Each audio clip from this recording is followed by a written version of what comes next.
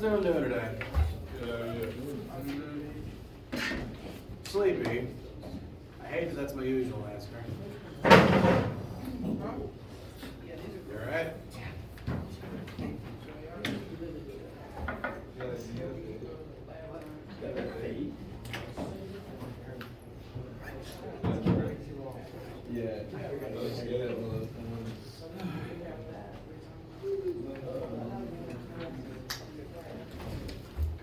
Alright. Anyone have any questions, needs, concerns, etc. before we get started today? Test next week. That's next week. Speaking about that briefly, Yeah, sorry to break it to you. well, I mean, it's better that people know about it than it sneak up on them, so I'm glad you asked. This week is the 10th through the 14th. Our goals for this week are everyone finish their take-home labs. Today and Friday, we're going to wrap up the last few heat and thermo concepts and then transition into test review territory. Next week, 17th through 21st, is going to be the week of test 2. And as before, we'll take it during lab time, which means that lecture that entire week is going to be reviewed, dedicated to just review. And if no one brings review questions, I might just start rambling about electricity. Lecture will be review, dedicated to making sure everyone has all their questions answered.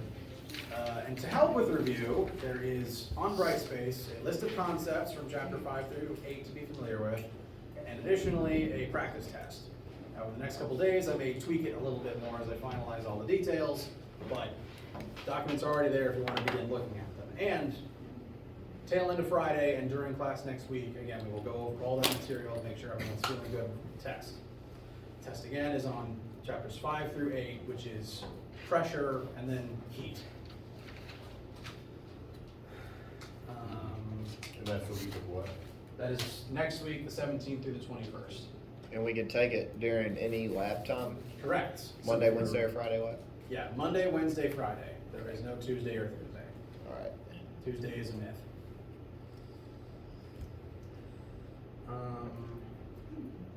That does mean no normal lab next week at all. It's just test.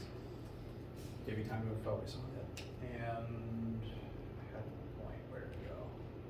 Question? How many labs we have left? This week's the take-home lab due this week is the 10th. Sorry, the 9th, and then the last week of class, 24th through 28th, we'll do one more normal lab about some electricity stuff. Just the basics of electricity that I think are good to know. One lab, just investigating them. You know, how current works, how circuits work, how not to electrocute yourself. The lab itself will will serve as the education on those topics. It's just something that I find good to include.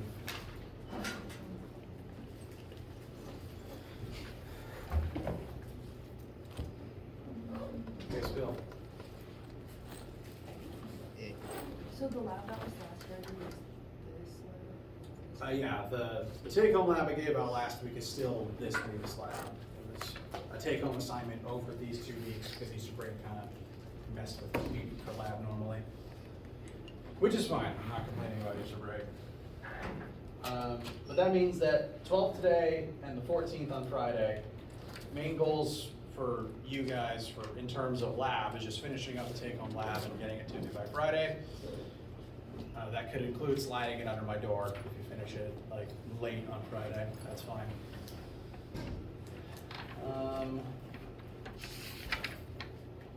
Next week is test review, and then the test during lab time. And that means, because you can attend any session, if you're just not feeling up to it on Monday and you can fit it into your schedule to attend on a different day, you can do that. Alternatively, if you're feeling up to it Monday and you just want to get it done, you can switch into Monday if you want. I expect no one to take that option. But hey. And again, this 24th through 28th is the last week of normal class. Lab that week will be electricity exercises. Lecture will be exam review, giving back the tests to talk about it, and maybe a day or two of miscellaneous topics, like me rambling about the parts of electricity and light that I think are just good to know before you finish the class, and I may never get to lecture to you about physics again. So the final is just the two tests put together with different numbers. I mean, instead of driving a building off a cliff, it might be throwing a watermelon off a building. Okay. It's not gonna be exactly the same, but Right. if you study both tests and feel comfortable with both tests, and also the practice exam that I'm gonna post, then you'll be fine. You're gonna have a separate practice for the final too. Yes, Ah. I do practices for both tests and then separately for the exam. All right, sweet, thank you. The test is, the exam is going to be primarily the content of the two tests fused together with maybe one electricity and one light concept thrown in. See if you're paying attention the last 2 weeks. Last week, So we'll have, like 5 out of 200 points. so we'll have a real lab next week. Not next week. Next week, we will take tests during lab time. After that, we'll have one last normal lab. Did not realize it was coming up so soon. This whole semester is kind of blown by. Yeah, This one feels shorter than normal. Mm-hmm. I'm ready for summertime. I've been ready for this summer since last winter. Yeah. Meaning the winter of the previous calendar year, not the winter that just ended. Yeah. It's probably very like consistent. All right, sounds good. Question 8 on practice 5. Yes.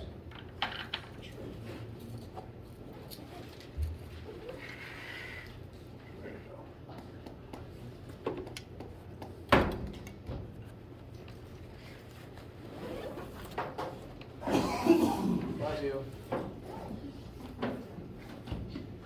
Okay. This one? All right. I get asked about this one a lot, which is fine. It does mean that there's some information about it recorded on previous lectures if you need to refer back to it after what I'm about to say. This is a buoyant force question, and generally speaking, in order for something to float normally and successfully on the water's surface, its weight has to add up to buoyant force to 0, so that it remains in place, not accelerating. And that would be true if the styrofoam was just bouncing gently on the surface of the water. But that's not what's happening here, because the kid has jammed the entire thing under the water.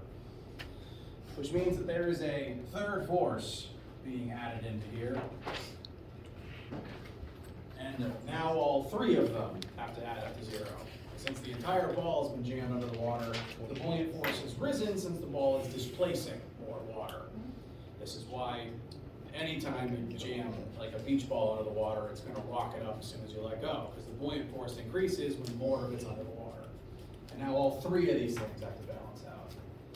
The overall goal is to find the diameter of the ball, and to do that, you're going to have to use this to first find the volume of the ball, and use the volume to then find the diameter of the sphere that would have that volume.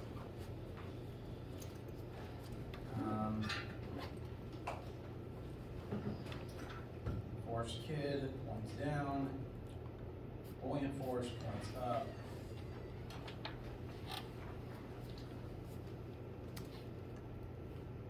Gravity points down.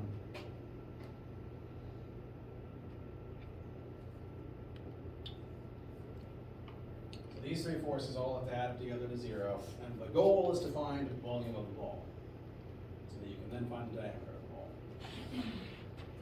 You'll have a different number for F kid, just calling it that because I don't know what number you have. The one wrinkle in actually finding the volume of the ball is that you were not given the mass of the ball in order to find its weight. What you were told instead is the density of styrofoam, which means there's one last little trick before you can proceed with this to find the ball. I'm just going to leave this up on the board for a little while after this discussion.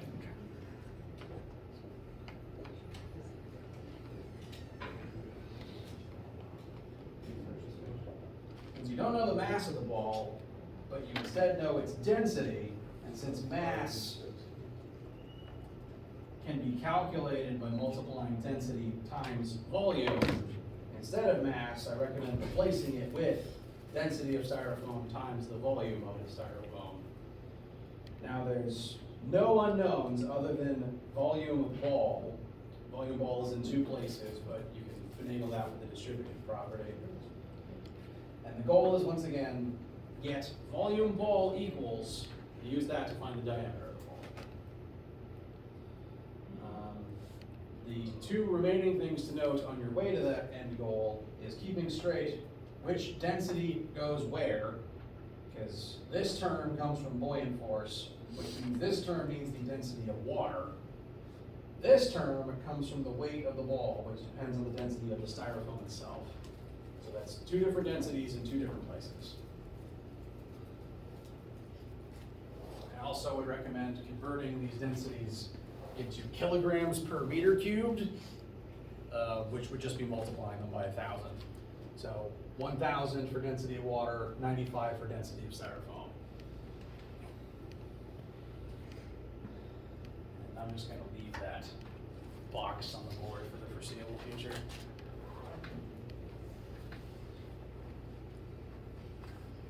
Chapter 5 and 6. There's only 2 spots. Feel better? Thank you. You're welcome. Anything else in your minds?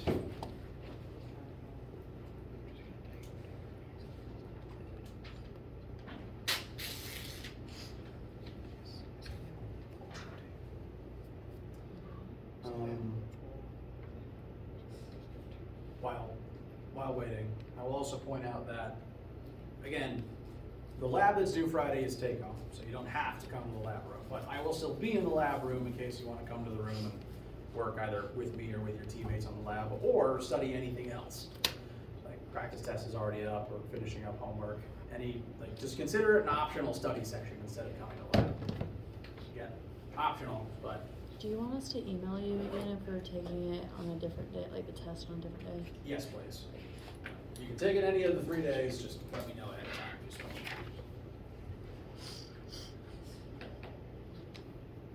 Wait, so I'm not all the way solid on this one. So after you find the volume, how do you go from volume to the diameter? Good question. And this is one of those formulas that I consider just kind of free reign to look up, because I don't have all the geometric shape formulas memorized.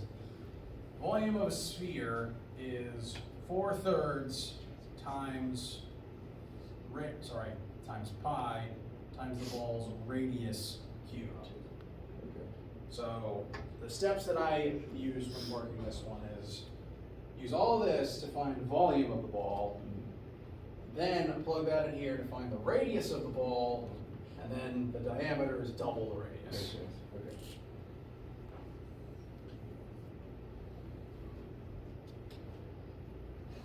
And was one of the questions on the rotational motion quiz, but I can't pull it up, it's not loading. Oh, that's unfortunate. I had a different person say that that quiz was causing some problems. I may have to recode it. Wait, you said chapter 5 and 6 quiz? No, you said rotation quiz. Sorry.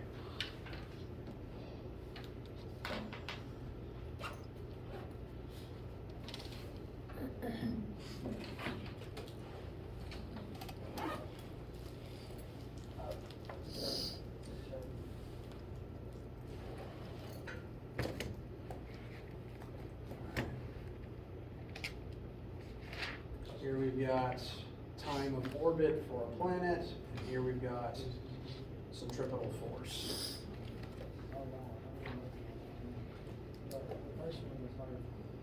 All right, so the first one is secretly a conversion question in disguise. I'm going to do that over here instead. Bless you. Because what it wants to know is the angular speed of this planet in two different ways. And you're given time of rotation. You're given two different times for the two different ways that it rotates. One's on its own axis and one's orbiting its sun. And it wants you to take this and turn it into angular speed. Now, the definition of angular speed is amount of rotation per unit time. I can write this in a different way, though.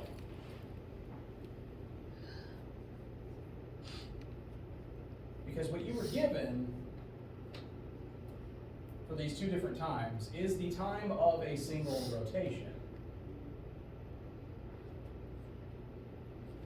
So you take the time you're given, put it here, and then it's over one full rotation. And then that converts it into rotations per unit time, which is what it wants. Since the time you've been given is the time for one full rotation. So you actually do know its magnitude of spin. The trick is to then take this in whatever units it's in and convert it into radians per second, rather than rotations per hour. So just for example, with the numbers given up there, a day on a distance planet is one full rotation every 72.5 hours. And then go through the steps of converting one rot into 2 pi rad, and likewise 1 hour into 3,600 seconds. And then that would give the answer in radians per second. And same thing for the other one too.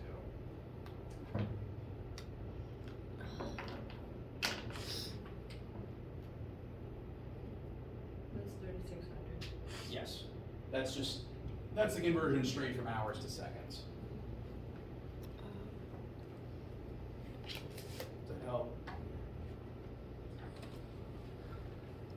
This one's tricky. Again, it's a rotation. It's a conversion question disguised as a rotation question. In my opinion.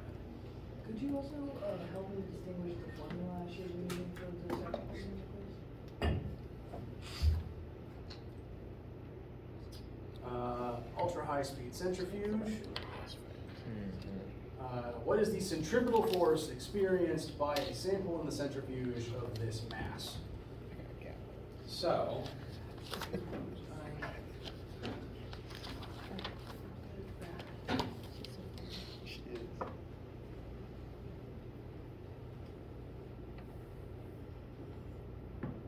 centripetal force is mass times centripetal acceleration, and centripetal acceleration is in turn equal to mass times velocity squared over, I wrote mass twice, velocity squared over radius. So that can be considered the, oh no, that's angular. That's the angular version. So centripetal force equals mass times omega squared times rotational radius. And here you are given rotational radius in centimeters, angular speed in revs per minute, and mass in grams. So you're given the three things in that formula to find centripetal force. You just have to convert them into meters, radians per second, and kilograms.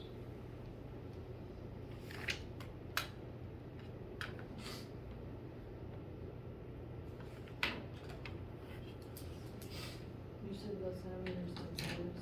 Correct. Grams.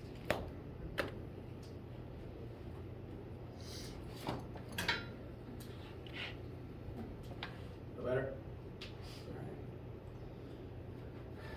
Anything else on anyone's minds? You are always allowed to ask review questions or previous homework questions.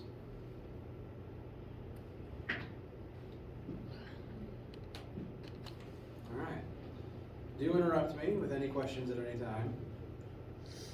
What do you do for minute chapter? Sorry? What do you do for minute chapter? Yeah.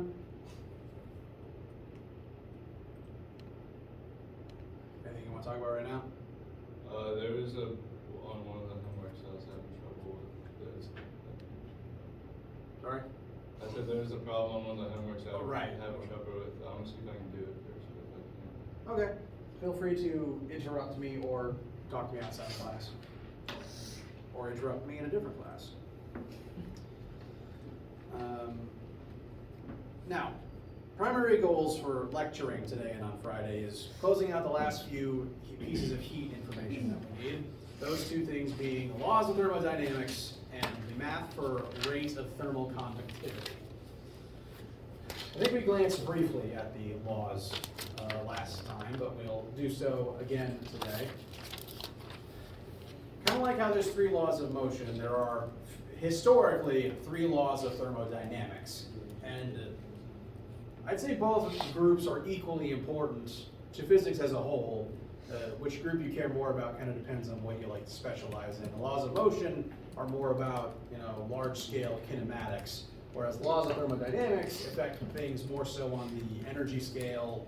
Sometimes electricity, it does affect electricity, and it also affects things on the atomic scale. So, 2 very important groups of laws, very important to physics as a whole. Weirdly though, there's not really 3 laws of thermo, there's secretly 4. But the first 3, labeled 1 through 3, were written first, and then at some later point in history, scientists decided we need to add this as a prologue statement to make sure that people really understand the other 3. So that's why the 0th law was created. It's literally the preface, the prologue, although I don't find its inclusion to be especially worthwhile. Kind of like how on test 1, I asked you to pick the laws of motion out of a lineup. You will similarly need to pick the laws of thermodynamics out of one on test 2. So, like on test 1, you'd have to recognize them out of a list of statements and number them, but you don't have to write them from memory. Yeah? Is 0th a word? It is a word. It's 0th first, like it's part of this series. It's just, it doesn't come up much in common English. Yeah, this is the first time I heard of it. Yeah, it's a weird one. Doesn't help that if you're just looking at it phonetically, it's Zeroth.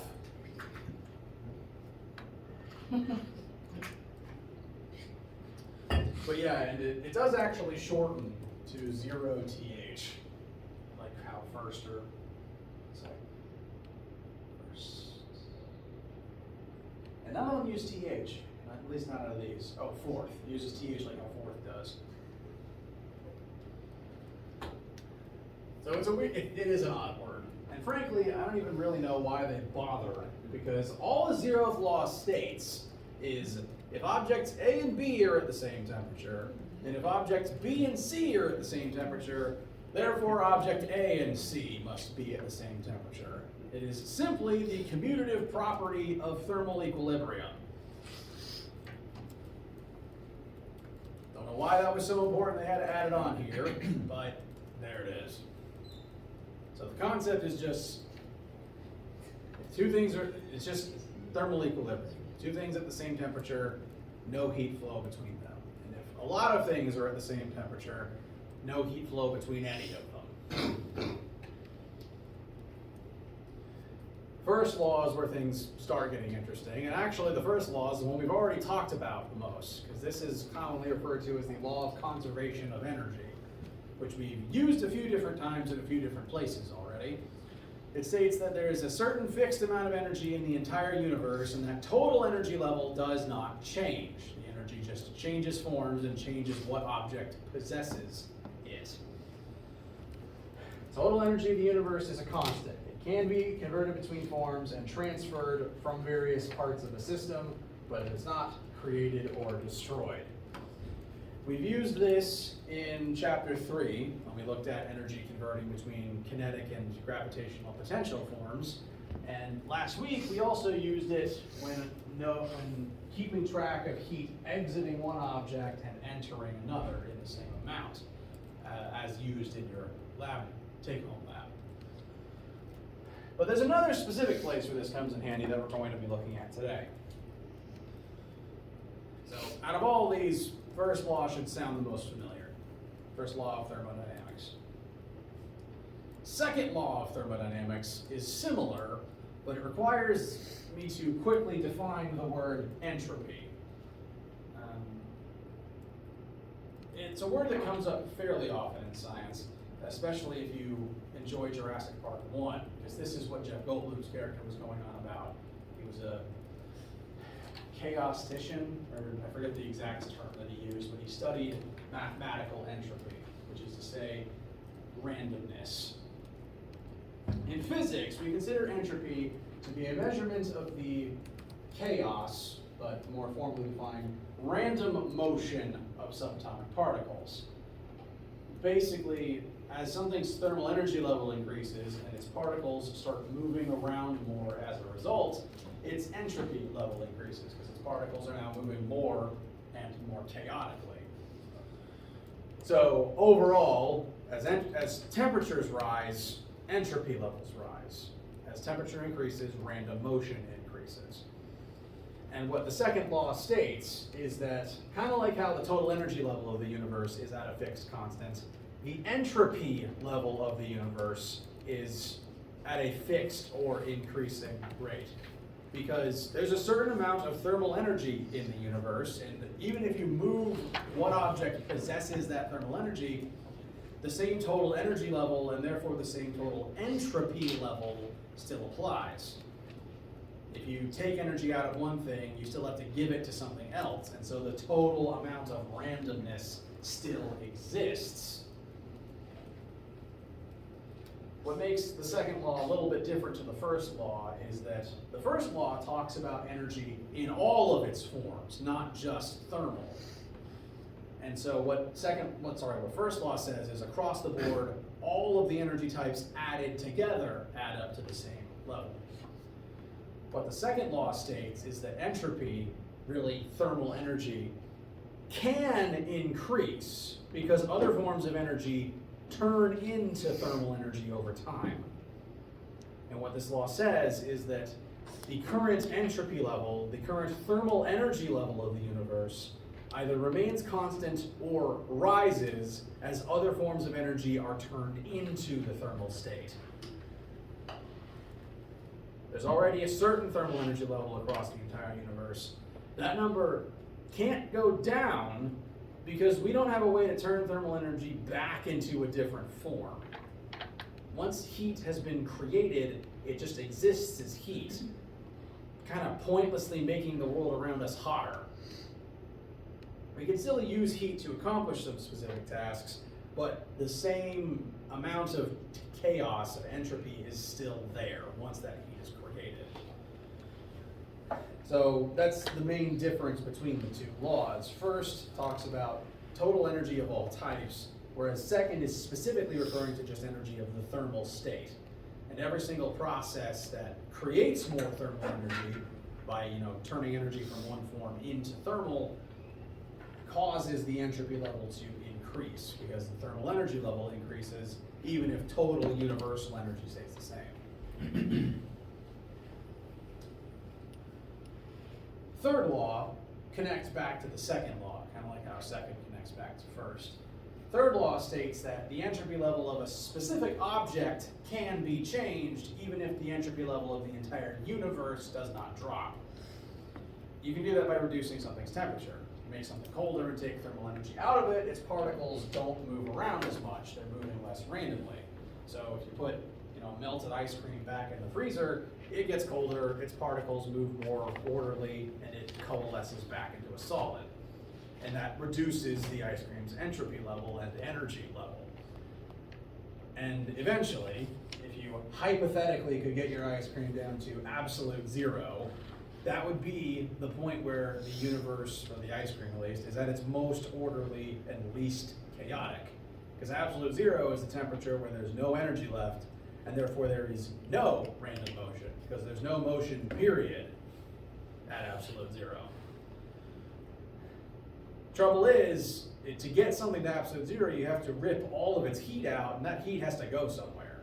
So that randomness, that chaos, still exists, it's just somewhere else. So universally, this does not drive down the universe's entropy level, just the entropy level of single objects. To make something cold, something else has to get hot. That's how your freezer works. If you put anything in the freezer, it sucks heat out of it, but then it dumps the heat into the air through the coils on the back of the freezer, which is why you shouldn't touch the coils on the back of your fridge or freezer. So your ice cream gets cold, but your apartment gets hot. And then the cycle kind of repeats itself because the air conditioner pulls heat out of your apartment the same way and then dumps it into the atmosphere. It's global warming, right? Yes.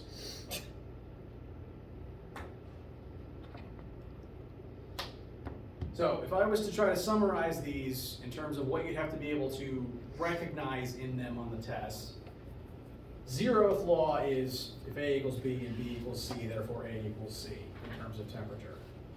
First law is the law of conservation of energy. Second law is the law of entropy. Third law is the law of absolute zero. So we should get rid of fridges and freezers. I mean, no, because we still need things cool, and I certainly don't want to throw out my air conditioner. I don't either. The 0th law,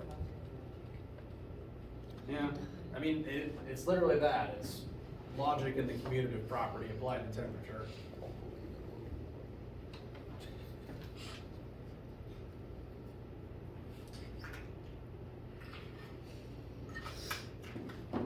it. Those old freezers work good though, man. The old ones? Yeah, but I mean, I don't know much about old freezers. I just assume that the coolant is probably toxic. I'm sure it is. It's just like R12 in cars. Way better. Better than 134. Was Now it they more got that. effective than your freezer just having a giant block of ice in it? True. Very, very good point. They got delivered on every Yeah. Sunday. Ye olde freezers. Yep. Didn't have coolant systems. You just jammed a giant block of ice in it, and you needed a delivery guy to constantly give you a new block of ice. With those tongs, you know? Have you heard about that new kind of Freon? I have not. I don't know where they come up with these numbers at, but it's literally just R1234YF. Huh. And it's stupid expensive. Of course it is. I don't know why they had to change it. Ideally, more efficient for cooling. I mean, I hope Yeah. that's the reason. I don't think so. All right. Worse. Now, let's talk about how we can apply these laws to a little bit of math. First and second law working together tell us that you can add energy to a system, and that machine, for example, will do a certain amount of work.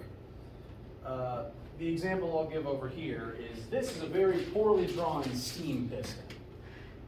Old trains, and even some current trains, work using something like this. Basically, you dump a lot of heat into this, and there's a bunch of steam inside the cylinder that expands when it warms up. And as the steam gets bigger, it's going to push out on this cylinder, and then this piece, the actual piston part, is going to push on whatever it's attached to. In terms of old trains, as this part extends, it's attached to a metal caster that pushes forward on the wheel. And then likewise, if you pull a bunch of heat out, the steam is going to contract and pull the piston back in. So that caster is constantly cycling between forwards and backwards, causing the wheel to spin. So to make this machine work, you have to add heat to it, giving it energy, and then it uses some of that energy to do work, because as the piston pushes on things, it's going to do work, force times displacement. It'll accomplish a certain amount of work in making the wheel spin. But what the laws of thermodynamics tell us is that 99.9 repeating percent of the time,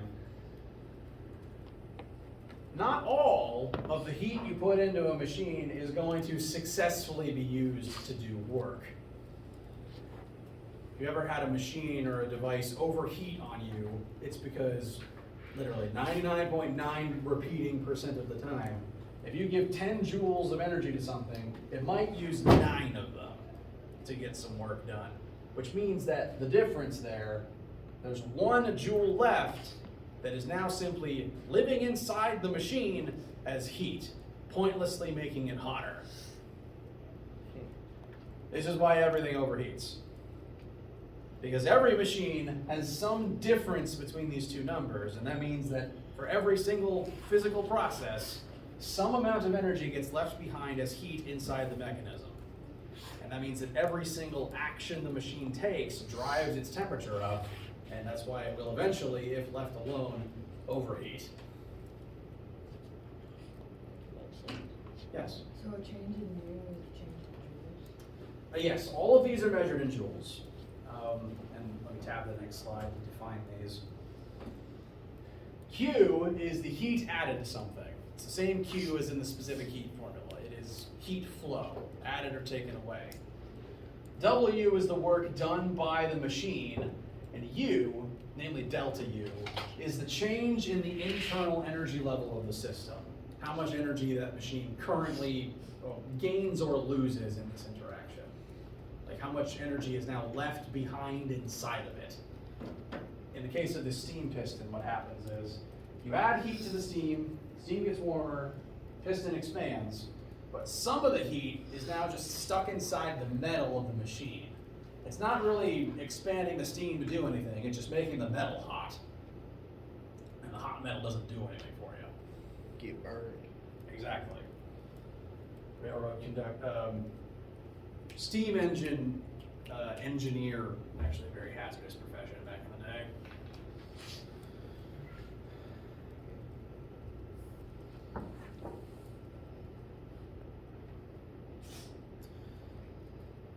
Now, I'm throwing around a lot of term definitions here. I want to try to make the math for this as simple as possible. And so let's do a sample question. Let's take that steam piston over there. We're going to add 600 joules worth of energy to it. So, Q, the heat added, is 600 joules. And we're adding that heat to expand the steam so that the piston does its job. That piston's going to extend, and it's going to push on the wheel of the train, and it is going to successfully accomplish 400 joules worth of work. So we gave it 600 joules worth of food, and it did 400 joules worth of stuff for us.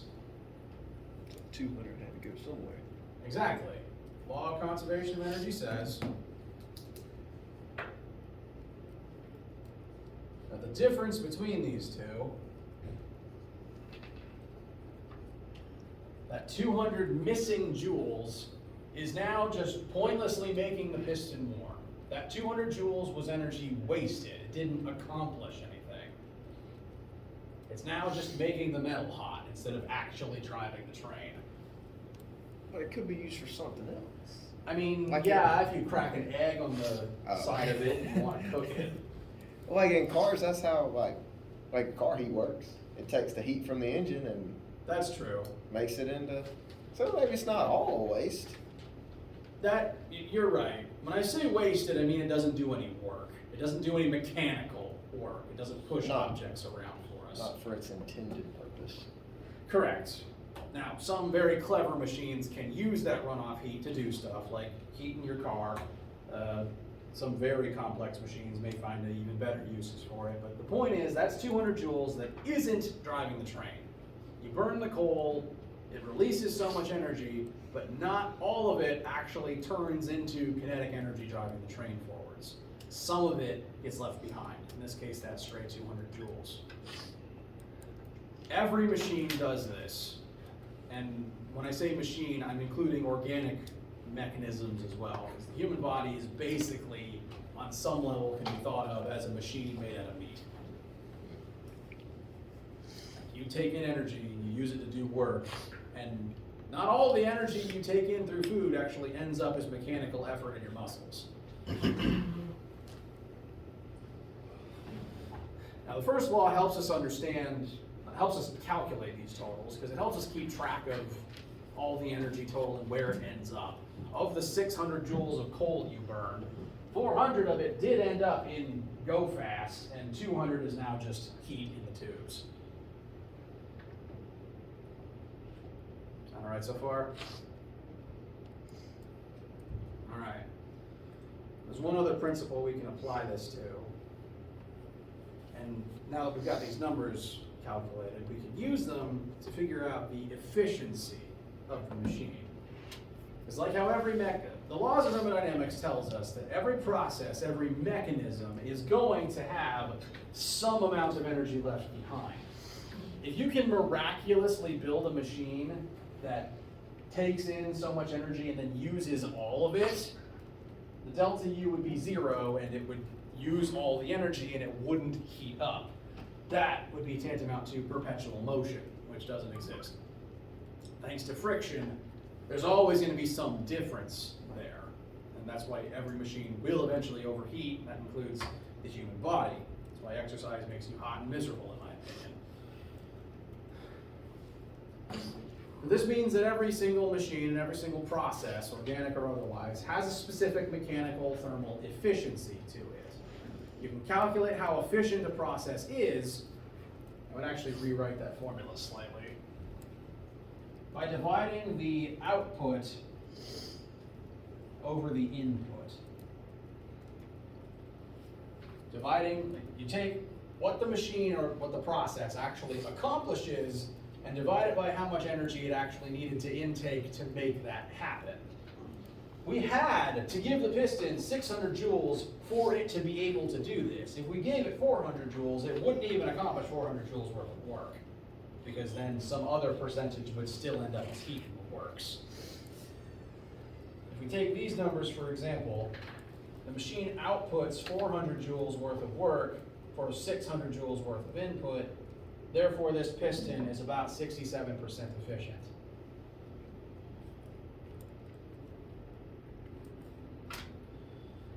Now, it's a shame that a whole 200 joules, a whole 30% of that energy is just heat, which we either have to figure out how to use or get rid of. But 67% is actually really good as far as most machines built by humans go. Like, if you're hitting like 50% efficient on a machine, you are probably gold star engineer. The human body is only about 20% mechanically efficient, based on statistics I've read.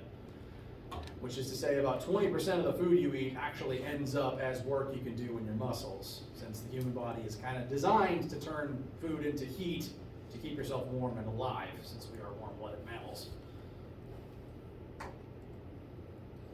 All machines do this. All processes, again, including organic ones, do this. Which means that every single process has a certain efficiency that can be calculated. Let's now calculate the efficiency of fire. 1 kilogram of coal, which is actually a lot of coal,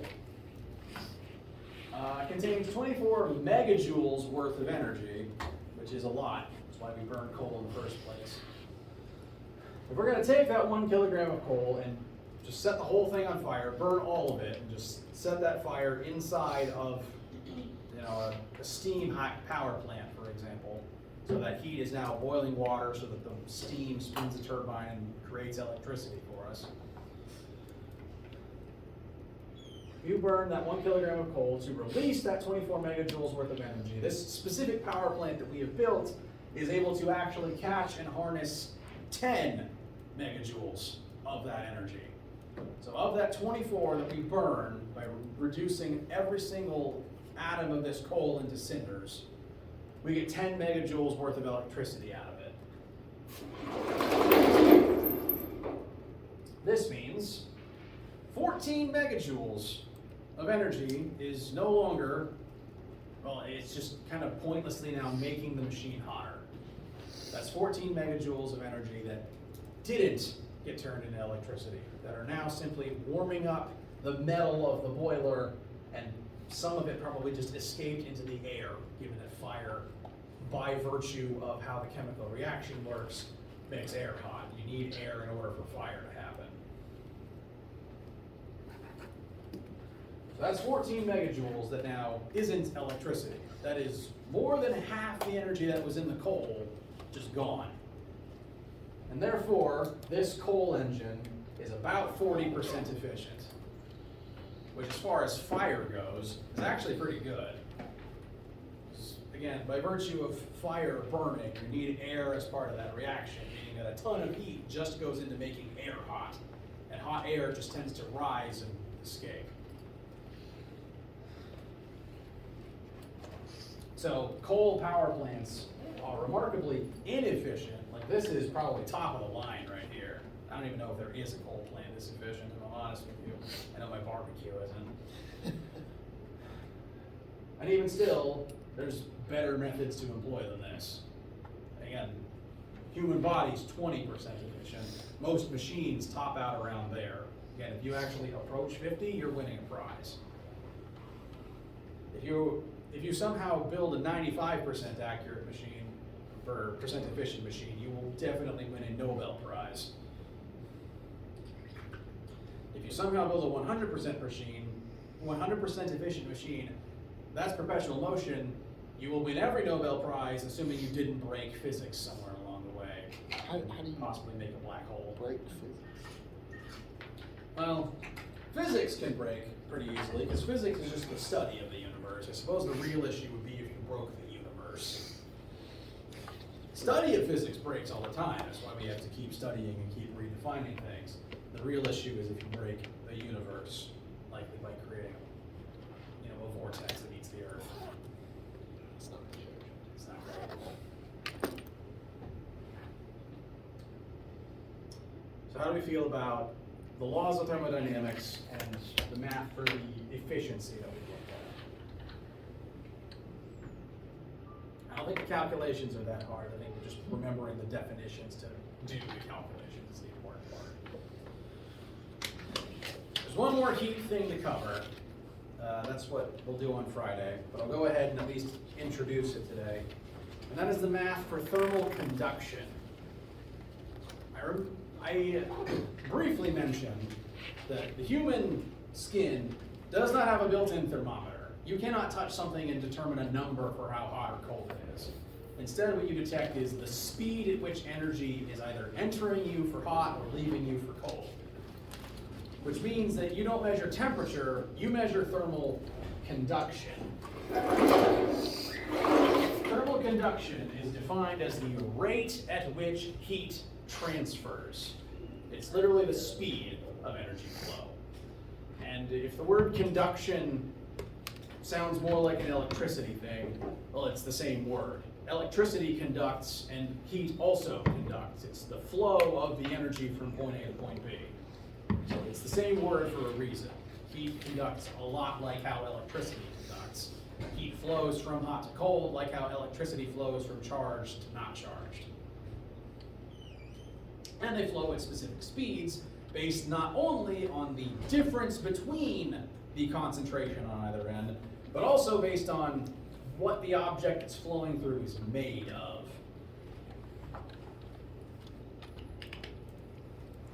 I'm going to put the formulas on the board. We're going to study them next time. We don't have to do anything with it today. But what these formulas tell us is the rate of heat flow does depend on the difference in temperatures of what you're touching, which is to say if something's really hot, energy is going to flow into, if you touch something that's really hot, energy is going to flow into you very fast because of that difference. And that's why it burns.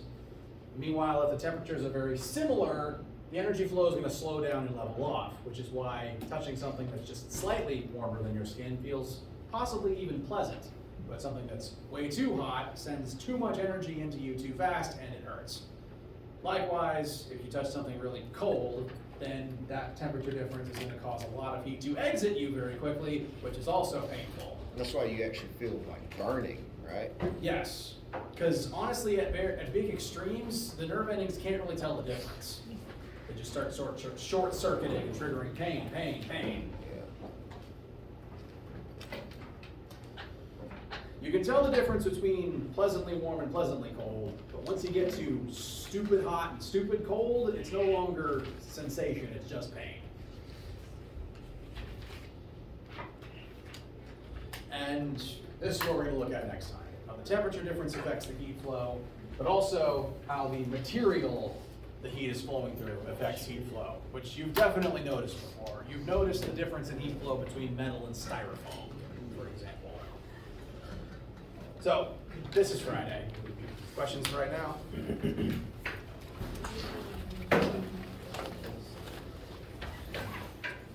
All right. Let me know if you have any questions while working on lab or homework stuff or test prep. Friday we'll finish this up, move into test prep, and let me know if you guys need anything. Have a great day. You too. See you Friday. Yes. Can I get a paper copy too? Yeah. Thank you.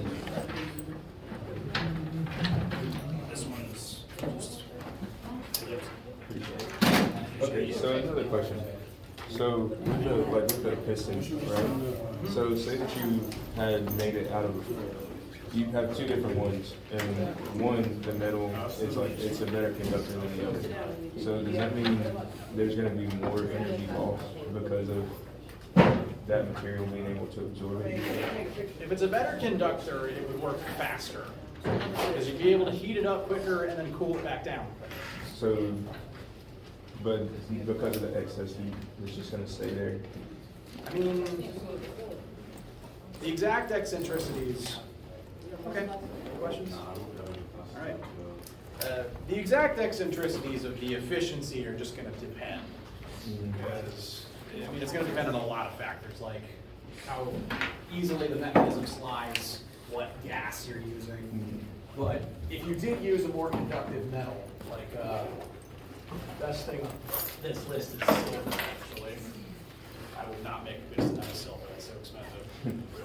But the more conductive the metal, the faster the heat transfer would work. So it could do its job quicker and then reset quicker. Okay, I get you. I get you. If we